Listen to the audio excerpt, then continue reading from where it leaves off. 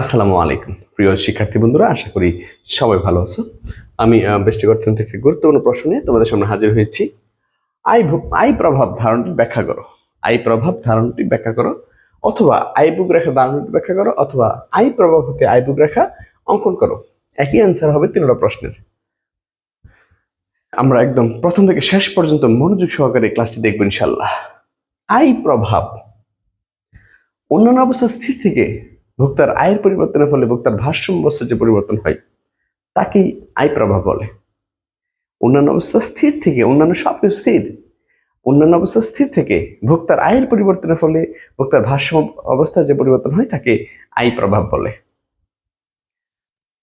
যদি পরীক্ষা আসে আয় প্রভাব, তাহলে এই পর্যন্ত সংজ্ঞা দেবে। যদি পরীক্ষা আসে আয় ভোগ রেখা ধারণ ব্যাখ্যা করো, তাহলে আমরা লিখবো, অথবা আয় প্রভাব হতে আয় ভোগ রেখা অঙ্কন করো। এই দুইটা যদি আসে তাহলে আমরা এইভাবে লিখবো।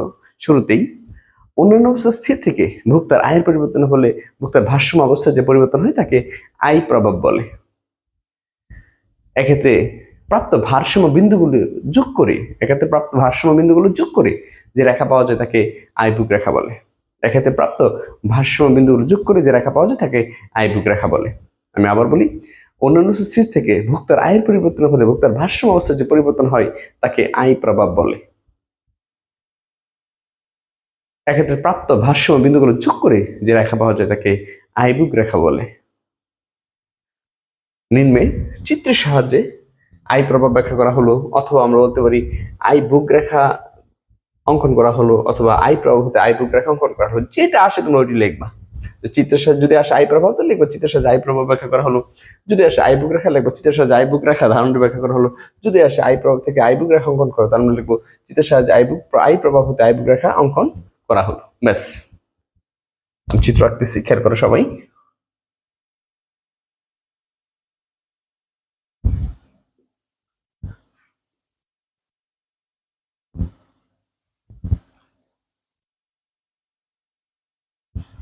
এই একটা বাজেট রেখা A1 B1, ওকে।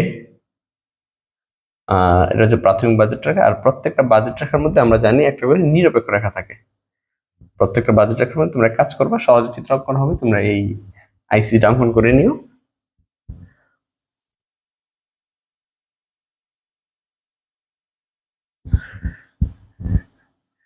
হচ্ছে আইসি 1, আর ভারসাম্য বিন্দু হচ্ছে E1, লম্বক হচ্ছে ওয়াই দ্রব্য, ভূমি অক্ষ হচ্ছে এক্স দ্রব্য।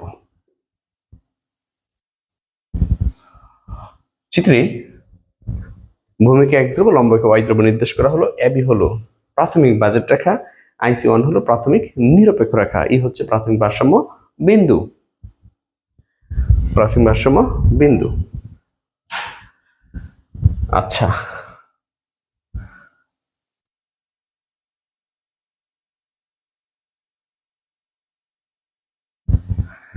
এক্ষেত্রে ভোক্তা এক্স দ্রব্য ভোগ করে OX1, ওয়াই দ্রব্য ভোগ করে OY1। এক্ষেত্রে ভোক্তা এক্স দ্রব্য ভোগ করে OX1, ওয়াই দ্রব্য ভোগ করে OY1। ব্যাস। এখন অন্যান্য অবস্থা স্থির থেকে ভোক্তার আয় বৃদ্ধি পেলে, এখন অন্যান্য অবস্থা স্থির থেকে ভোক্তার আয় বৃদ্ধি পেলে নতুন বাজেট রেখা হয়, একদম সমান্তরাল করে দিয়ে দিবে একটা রেখা A2 B2।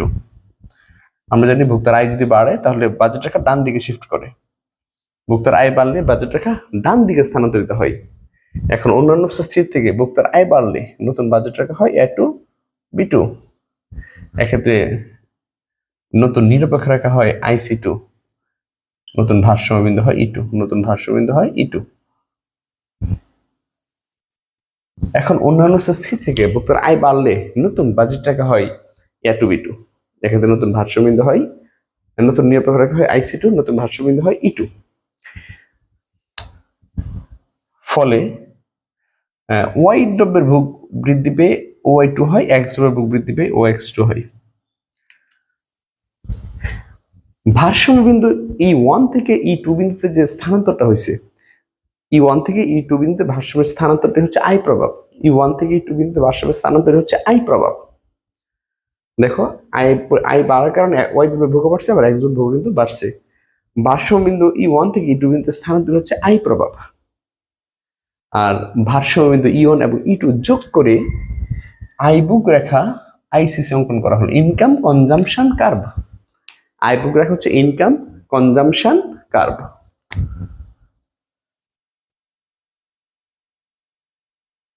Income consumption curve, এটা আমি একটু লিখে দিলাম আইসিসি পূর্ণরূপটা। আচ্ছা, এটা চিত্রে দিতে হবে না, যেটা তোমাদের জানার জন্য আমি লিখে দিলাম ইনকাম কনজাম্পশন কার্ভ। আমি একটু আবার ব্যাখ্যায় যাই। চিত্রে ভূমিকা একযোগ লম্বা কয় নির্দেশ করা হলো। A1 B1 হলো ভোক্তার প্রাথমিক বাজেট রেখা, IC1 হলো প্রাথমিক নিরপেক্ষ রেখা, E1 হচ্ছে প্রাথমিক ভারসাম্য বিন্দু। এক্ষেত্রে Y দ্বারা ভোগ করে ভোক্তা Y1 এবং X দ্বারা ভোগ করে OX1। এখন অন্যান্য স্থির থেকে ভোক্তার আয় বাড়লে নতুন বাজেট রেখা হয় A2 B2। এখন অন্যান্য স্থির থেকে ভোক্তার আয় বাড়লে নতুন বাজেট রেখা হয় A2 B2। এক্ষেত্রে নতুন নিরপেক্ষ রেখা হয় IC2, নতুন ভারসাম্য বিন্দু হয় E2, নতুন নিরপেক্ষ রেখা হয় IC2, নতুন ভারসাম্য বিন্দু হয় E2। ফলে Y দ্বারা ভোগ বের হয় OY2, X দ্বারা ভোগ বের হয় OX2। আচ্ছা, ভারসাম্য বিন্দু যেটা E1 থেকে E2 বিন্দু যে স্থানান্তরটা হয়েছে, E1 থেকে E2 বিন্দুতে ভারসাম্য স্থানান্তরই হচ্ছে তোমার আই প্রভাব। E1 থেকে E2 বিন্দুতে ভারসাম্য স্থানান্তর হচ্ছে আই প্রভাব। আর ভারসাম্য বিন্দু E1 এবং E2 যোগ করে যে আইসিসি রেখা পাওয়া যায় তাই হচ্ছে আইবুক রেখা। আমরা এইভাবে এই প্রশ্নগুলো অ্যান্সার দিতে পারি। আই প্রভাব আসলে এটা দিতে পারো, আইবুক রেখা দাঁড়ানো ব্যাখ্যা করো আসলে এটা দিতে পারো, আই প্রভাব হতে আইবুক রেখা অঙ্কন করো, একই অ্যান্সার। আশা করি সবাই খুব ভালো করে বুঝতে পেরেছো। আমার ক্লাস যদি ভালো লাগে তুমি তোমার বন্ধু বান্ধব সবাইকে আমার অনলাইন ক্লাসের বিষয়ে শেয়ার করো। ভালো থাকো, সুস্থ থাকো। আসসালামু আলাইকুম।